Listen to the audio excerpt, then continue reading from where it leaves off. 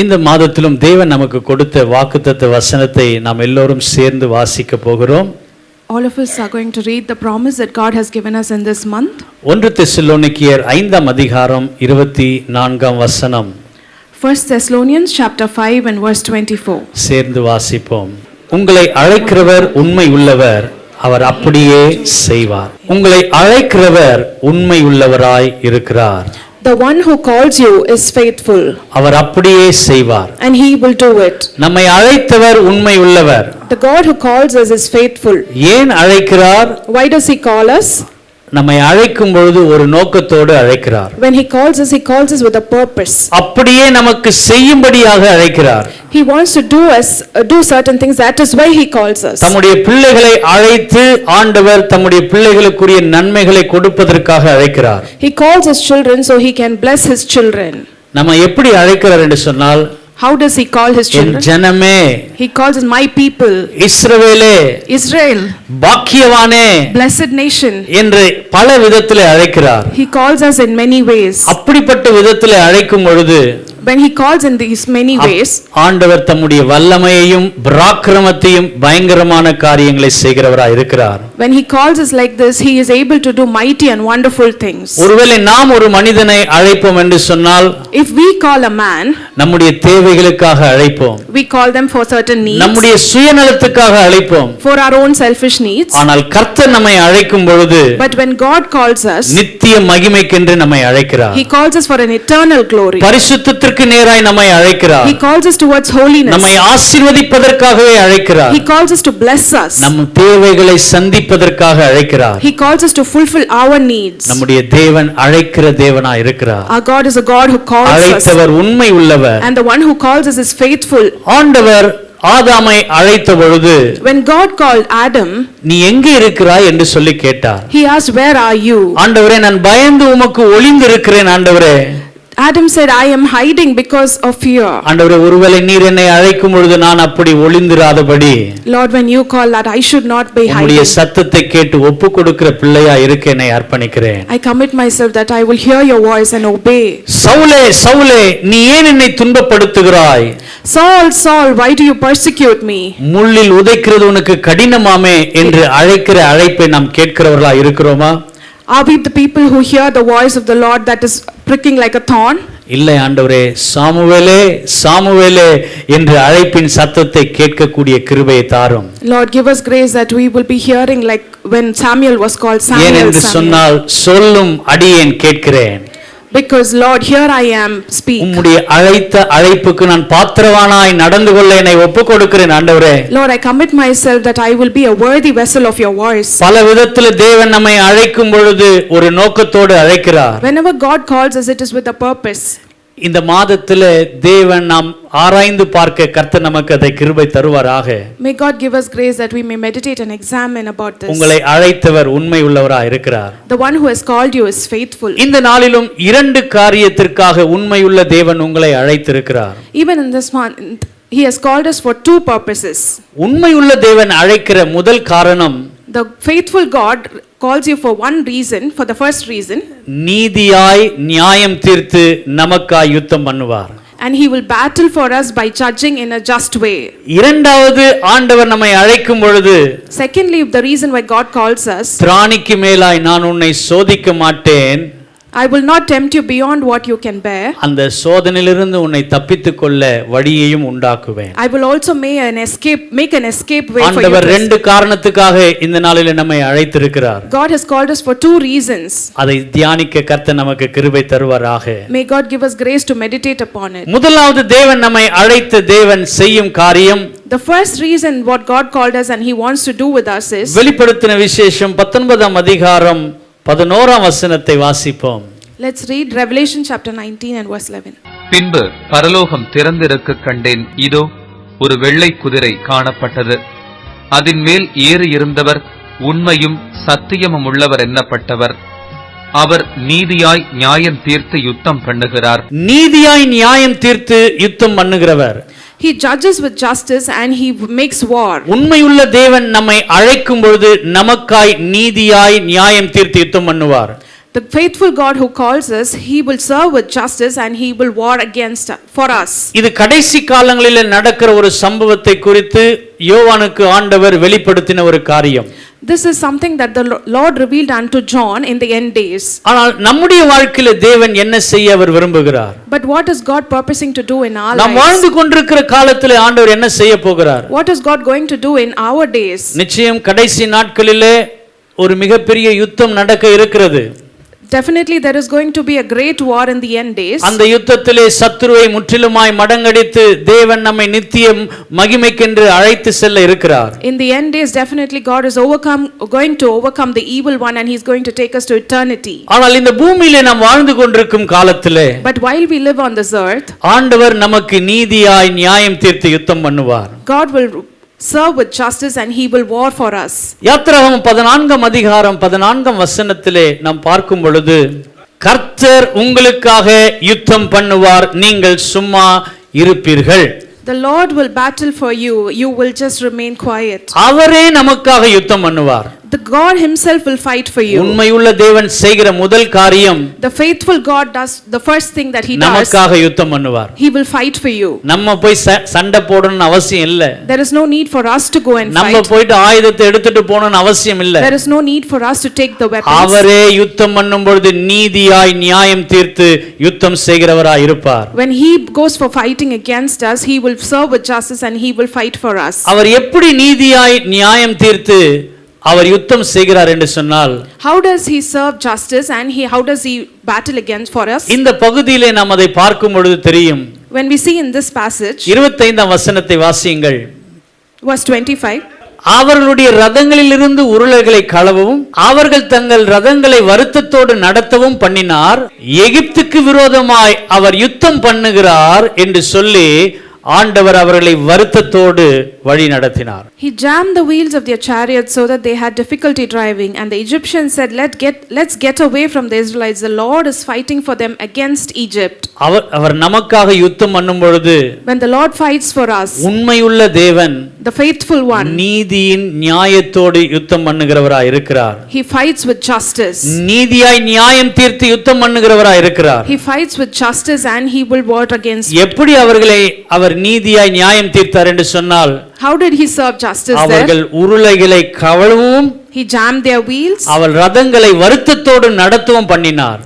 they had difficulty in driving. அது மாத்திரமல்ல, not just that, கடலிலே அவர்களை கவிழ்த்து போட்டார். he just immersed them in the sea. சமுத்திரத்திலே பார்வோனுடைய சேனையின் ராணுவம் முழுவதையும் மூழ்கி போடும்படி செய்தார். he just submerged the entire army of Pharaoh. அவரே நீதியாய் நியாயம் தீர்த்து யுத்தம் பண்ணும் பொழுது, when God fights with justice, ஒருவனும் தப்ப முடியாது. not one can escape. ஆனால் அங்கே செய்கிற தம்முடைய பிள்ளைகளுக்கு நீதியாய் யுத்தம் பண்ணுகிற ஒரு காரியம் என்ன?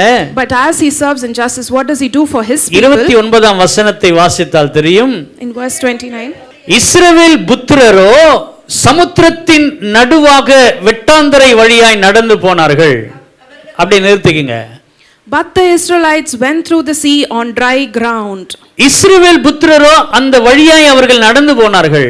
but the Israelites went through that way.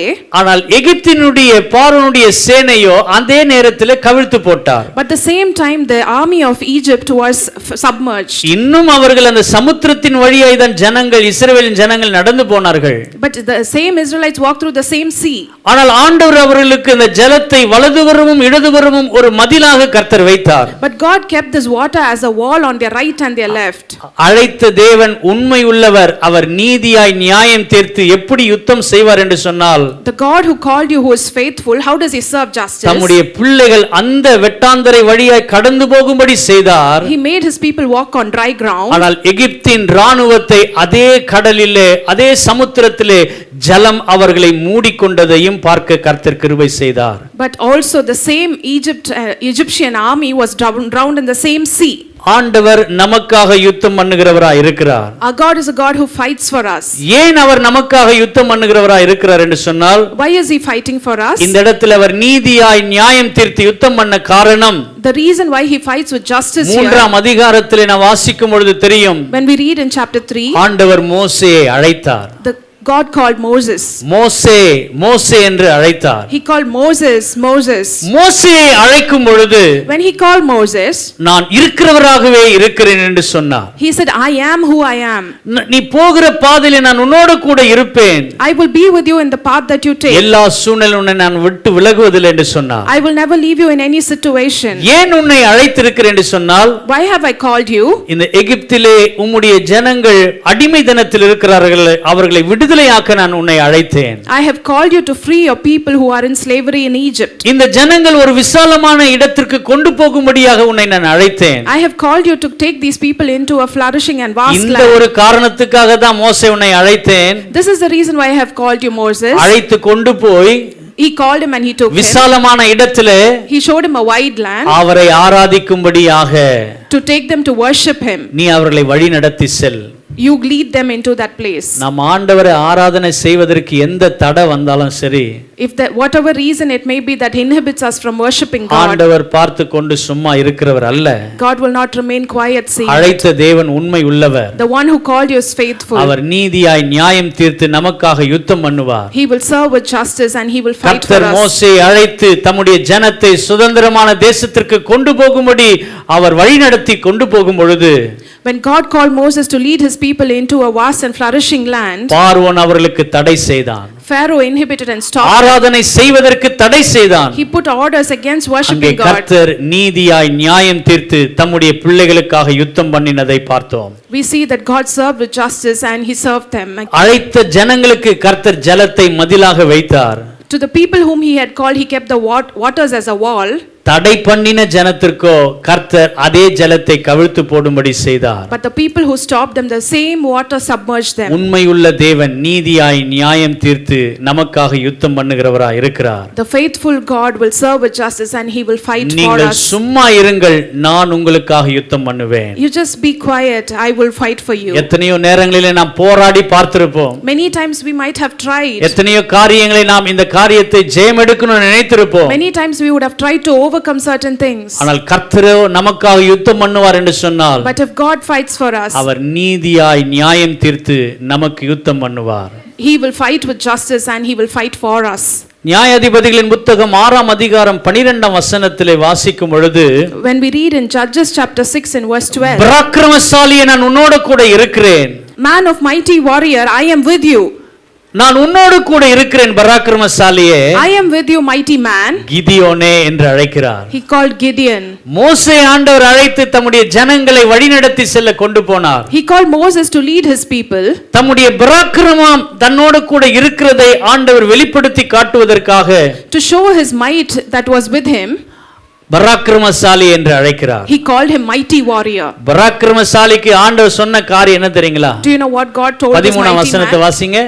ஆண்டவரே, இந்த மீதியானர்கள் கையிலே எங்களை நீர் ஒப்புக் கொடுக்கவா ஆண்டவரே கர்த்தாவே எங்களை அழைத்து வந்தீர்? Lord, did you bring us that you will hand us over to the Midianites? நீர் எங்களோடு கூட இருக்கிறீரா என்று சொல்லி கிதியோன் கேட்டபொழுது, When Gideon asked, Lord, are you with us?